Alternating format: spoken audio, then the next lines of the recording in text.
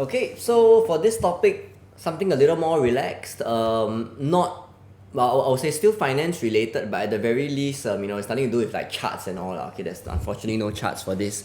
The topic for today is, should I be a parent or a parent? Okay, now that's very interesting. I've been grateful, or rather, I've been fortunate in life to see both sides. Okay, so I have people around me that have pets, have kids, and have both, or like me, have none. Okay, so it's very interesting when we look at which one we should go for. To break down the discussion today, I will first of all talk about the cost involved in it. Okay, I'll talk about the money side first. So cost and returns, and then we will go to the rather less quantitative side, where we go into the slightly more emotional side of things lah. Okay, so at the very least, okay, some research that I've done. Okay, if you own a pet, okay, in Singapore, on average, if you don't send your pet to things like nail spa, okay, it should cost you about 3 to 6K a year. Okay, so that's the average lah. Okay, like dog food or pet food, all that kind of thing in. Okay, if you own a child, okay, the research that I found, okay, is that if your child is between like newborn to 4 years old, this is the time when they cost the most. Okay, it will cost you about 15K a year, about there. Okay, so not to say that 3 pets equals to 1 child lah. We can't say it that way lah. Okay, but in essence, if you're looking just kind of budgeting wise, okay, these are some of the figures that you should consider lah. Okay, so this is your cost. Okay, your returns. Okay, now every month I give money to my parents.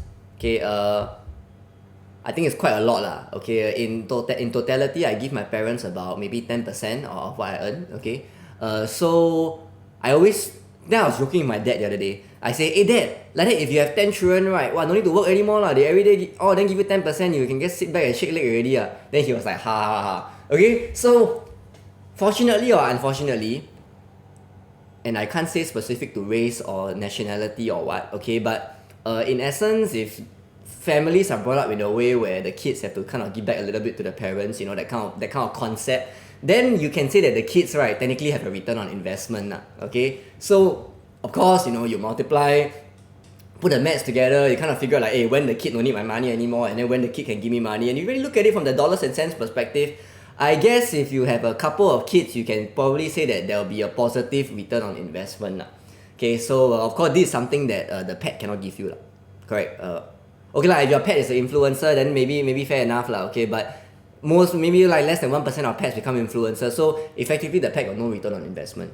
Okay, so of course, from a money perspective, okay, I think there's sufficient evidence for us to conclude that if you have a child, there's a return on investment in terms of dollar value.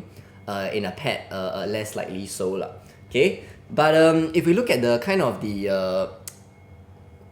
qualitative side of things, things that we cannot quantify with numbers, okay, I think the argument for both sides is extremely sound. Okay, let's take a look at why, from my research, why some parents prefer being parents instead of parents. Okay, so of course, there's this idea that it's less costly. That one I've already gone through. Pets, okay, my boss at work, he knows who he is. Okay, if he's watching this, he always tell me that when he go home, the dog is always very happy but he also has kids lah. His dog is always very happy to see him. Okay, whether like rain or shine, whatever. Okay, like the dog won't give problem. It's always very, very happy to see him, and I think that's what we call really, really unconditional love lah. Okay, the pet just love you because that's what they are, right? Okay, and there's no, for pets there's like less worry, I would say. Correct, you don't have to worry like does the pet like mix with like bad company, etc. And most importantly, you can leave your pet at home. You cannot leave your child at home alone. Okay, you can leave your pet at home alone, you can go to work. You leave your child at home alone if the child is young, maybe that one got some, maybe could be criminal in nature lah. Okay, but in general, you can't leave the child alone, you can leave the pet alone. So, all in all, I mean, obviously with pets there's less responsibility, much less responsibility than children. Okay, but when I look at, I actually went through quite a few forums to see what people actually say, and overall, the general vibe that I get, okay, is that there seems to be a general consensus, okay, that people kind of have this feeling, okay, that well pets can definitely fill a certain part of your life, okay, there isn't really quite that sense of completion, okay, as compared to, you know, if you were to have children lah. Okay, but at the same time, you know, we must understand that having children, okay, is not that I have any, okay, I saw research, okay, but it can be, of course, having children can be quite stressful, and most importantly can be quite financially cumbersome lah. Okay, so it can be something that can take a toll. So, you know, if you feel that you know, you are not ready, or you know, for whatever reason, maybe it will be good, or what a lot of people have done is actually to do a combination of both. You know, like you have a pet first, to kind of get you warmed up, and then from there, after that, you have kids lah.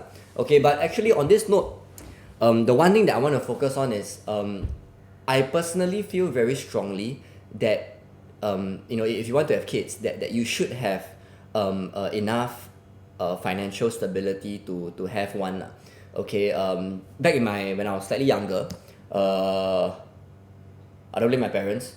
Okay, but there was a period of time where we had some, you know, changes in lifestyle, and I thought that was great. You know, looking back, you know, I think that's very good, made me different. But when I was going through it, I was really like to be frustrated with my parents. Like, hey, why you all don't have enough to like make me continue living this lifestyle? You know, like, why must you take it away? You know, why must you this? Why must you that? And you know, that made me really frustrated, you know, with my parents at that point of time. At that point of time, you know, right now I'm very grateful. But that said, you know, with hindsight, you know, what I've always told myself is that, you know, if you wanna you know, be prepared to take another in, just make sure that, you know, both in mind, in spirit, and in green dollar value, you can afford to do so lah. Yep, so that sums up my thoughts about Parent versus Pawrent.